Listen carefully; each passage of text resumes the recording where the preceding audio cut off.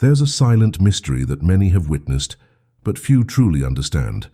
When an elderly person passes away with a slight smile on their lips, without apparent pain or anguish, just a serene and peaceful expression, the scene often evokes a mixture of wonder and reverence. Doctors, family members, and caregivers wonder what could have prompted that final gesture of tranquility. Was it a dream, a memory, or something much greater, something that transcends the visible? Dolores Cannon, a researcher who dedicated decades to studying near-death experiences, believed that these deaths carried a clear and powerful message. For her, the final smile wasn't accidental, but a reflection of an inner revelation. And the more she investigated, the more she noticed a pattern repeating itself in different stories around the world. A pattern that, according to her, indicated that the moment of death is much more conscious than we imagine.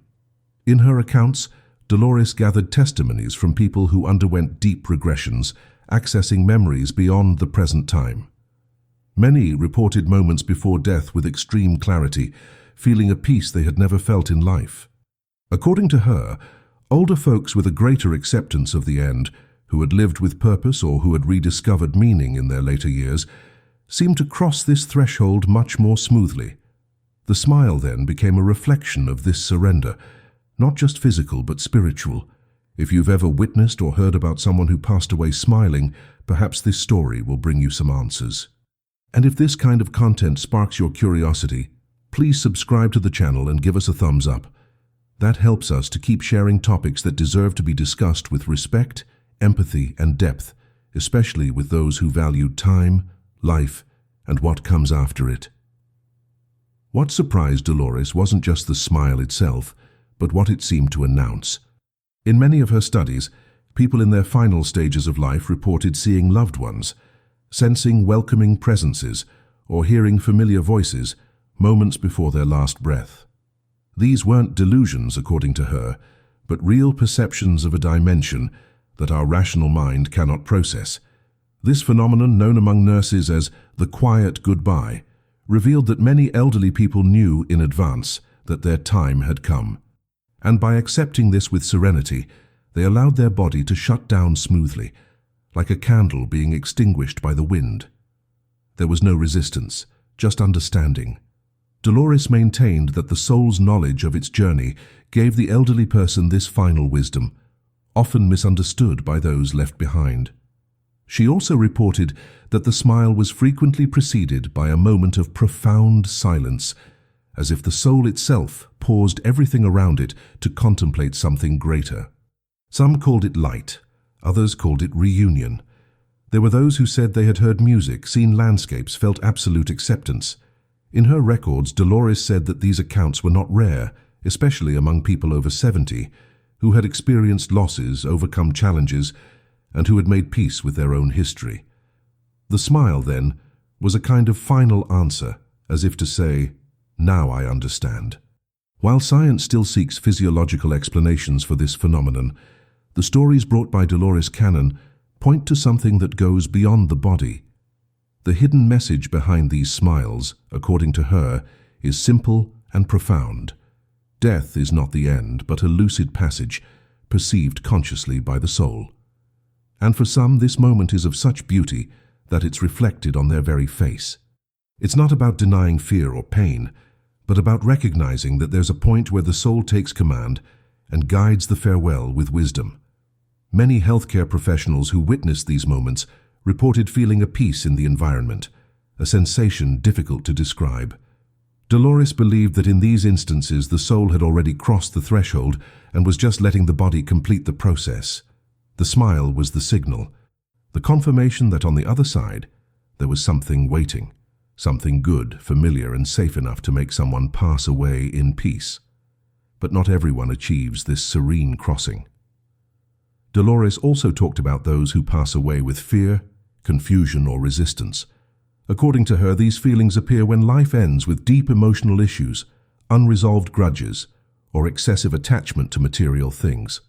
In these situations, the body may shut down, but the soul takes longer to accept what has happened. On the other hand, when the elderly person says goodbye consciously, recognizing their mistakes and successes, but mainly embracing their own journey, the process becomes lighter. The smile then appears not by chance, but as a manifestation of the soul that has understood its trajectory. Dolores saw this as a valuable lesson. It doesn't matter what we live, but how we choose to depart. Among the many accounts gathered by Dolores, one stood out for its simplicity and strength.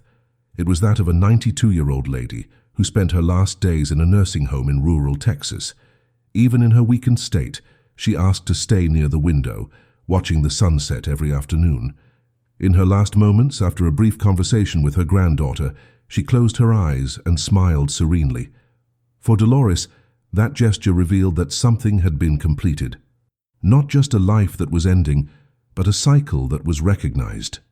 The granddaughter, moved, said she felt as if her grandmother had received a silent answer, something she had been waiting for years. Cases like this showed that death, when accepted with truth, can become an act of consciousness, a moment in which the soul confirms that there's nothing more to fear, because everything that needed to be lived has already been. Dolores Cannon believed that spiritual knowledge wasn't exclusive to religions or doctrines. For her, even those who didn't follow any specific faith could experience a conscious death. What made the difference was the inner state. People who reflected on the meaning of life, who cultivated sincere relationships, who forgave and reconciled with their own past, tended to face the end with more calm. This explained why some elderly people, even without strong beliefs, still died smiling. It wasn't a matter of religion, but of alignment between mind and soul. When there's harmony, there's no shock in the final moment. The soul recognizes what's to come and embraces this passage as a natural part of its journey. This understanding, according to Dolores, invites us to rethink the way we live, especially after the age of 60. Preparation for a serene departure begins long before the last breath. It begins when we choose to live with more consciousness, more presence, and more truth. Many elderly people, by freeing themselves from old guilt or reconciling family relationships, feel such deep relief that they even say they would be ready to leave at any moment, and not out of sadness but out of completeness. It's as if they're saying, "Now I can go." Dolores saw this kind of preparation as one of the greatest achievements of maturity, a kind of wisdom that's not found in books, but in a life lived with authenticity and the courage to look within. She also talked about elderly people who, shortly before passing away, asked to see old photographs, listen to specific songs, or talk to someone important. These gestures, often seen as whims, had immense symbolic weight. They were ways of organizing their own story, of closing cycles consciously. One gentleman, for example, asked to hear a childhood song that his mother used to sing. As soon as the music ended, he smiled and passed away. Dolores interpreted this as the soul touching what was deepest in his memory, as if finding a safe place from which he could launch himself into the next stage. It's details like these that show how death can be more intimate and sensitive than we usually imagine. According to her studies, this type of farewell reveals that the end of life can also be a beginning, and that perhaps the final smile isn't just an expression of peace, but a sign of reunion. Reunion with oneself, with loved ones, with a part of existence that remained beyond our physical realm. Many of Dolores's accounts bring this idea of return, a return home, as some defined it. This explained why certain elderly people, even in delicate conditions, seemed to have a special sparkle in their eyes shortly before passing away. It was as if they saw something that others didn't see, as if they knew that that moment, as sad as it might seem to those who remain, was actually a long-awaited return. This perspective on death can change the way we view aging. Instead of fearing our later years, we can use them as a time of reconciliation, understanding, and preparation. Dolores Cannon maintained that this was a precious opportunity to look at our own journey with honesty and make peace with it. The smiles that appear in the final moment aren't magical or random. They're the reflection of a silent internal process which happens when there's acceptance and lucidity. When an elderly person dies smiling, they leave us not only with the sorrow of their absence, but also with a lesson. It's possible to depart in peace. And more than that, it's possible to transform the end into something dignified, beautiful, and even inspiring. Dolores Cannon emphasized that for many elderly people, The process of dying doesn't begin in the hospital or in their home bed. It begins much earlier, in the small daily choices we make regarding how we deal with our emotions, our memories, and our relationships. When we leave important matters unresolved for years, when we distance ourselves from those we love or hold on to resentments, we create a burden that can weigh heavily at the moment of departure. On the other hand, when we seek to understand, forgive, and move forward lightly, even without grand ceremonies, the body and soul recognize this balance. Dolores said that in these cases, the moment of death ceases to be a rupture and becomes a continuation. The smile that appears at the end isn't the result of luck or chance. It's the mirror of a life that, despite the ups and downs, was embraced by those who lived it with truth. This vision also transformed the way caregivers and family members viewed their loved ones. Knowing that the end can be a moment of consciousness helps to create more respectful and welcoming environments. Dolores recounted that when the family accepts the process and allows the elderly person to say goodbye without fear, the atmosphere changes. There's less tension, less despair, and this directly contributes to the elderly person being able to relax and pass away peacefully. A gesture of affection, a sincere word, a respectful silence can have more value than any intervention. The smile, in this context, becomes a natural response to this acceptance. A way for the soul to say that everything is all right, that there's no pain, just passage, and that what really matters in the end is the bond built over time. Another important point is that, contrary to what many think, the approach of death can bring moments of surprising clarity and lucidity. Dolores described cases of elderly people who, after days of mental confusion, would awaken with full consciousness to say goodbye. In some of these moments, there appeared not only lucidity but also a calm wisdom, as if the elderly person knew exactly what they needed to say. They were simple, direct sentences, but full of meaning. Those last words were often accompanied by a slight smile. Dolores saw this as a type of intense spiritual connection, in which the soul assumes the expression of the body to communicate its inner peace. These moments left deep marks on those who witnessed them, not because of the pain, but because of the power of what was shared in that brief and powerful moment.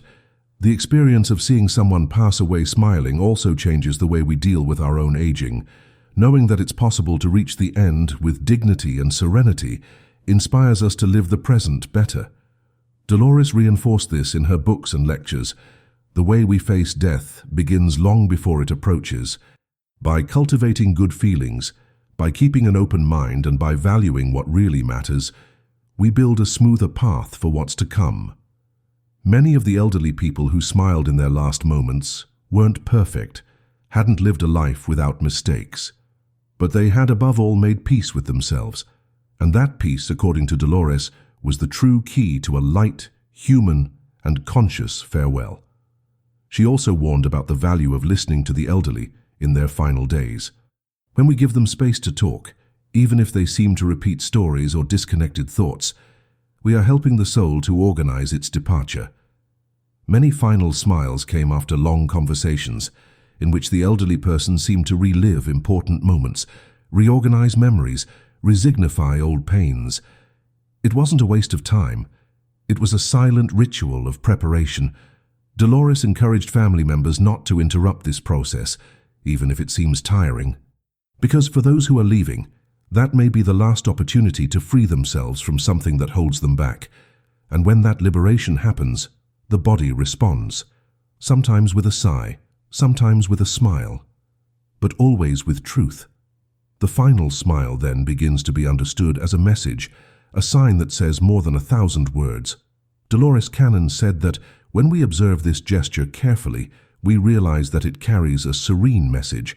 Everything is all right. The journey has been accepted. The soul recognizes its path, and even if not everyone manages to depart like that, everyone has that possibility within themselves. All they have to do is look at their own story with more compassion, with more understanding about what really matters, and that, according to her, is what makes aging so valuable. It's not about losing strength, but about gaining clarity. The elderly person's smile at the moment of death, for those who understand it, is a silent answer to the question that many carry throughout their lives. Was it worth living? Dolores Cannon also addressed the impact that these moments have on those left behind. Seeing someone pass away smiling can bring a different form of grief. Instead of despair, a type of more serene acceptance. This doesn't lessen the pain of loss, but transforms it. Many families reported that, even amidst the tears, they felt an unexpected tranquility when remembering the serene face of their loved one. This type of memory becomes a powerful comfort, a reminder that there's beauty even in farewells. Dolores believed that these emotional records were engraved on the souls of family members, as if they were seeds of a new way of seeing life and death. The image of the elderly person smiling wasn't just comforting, but also transformative.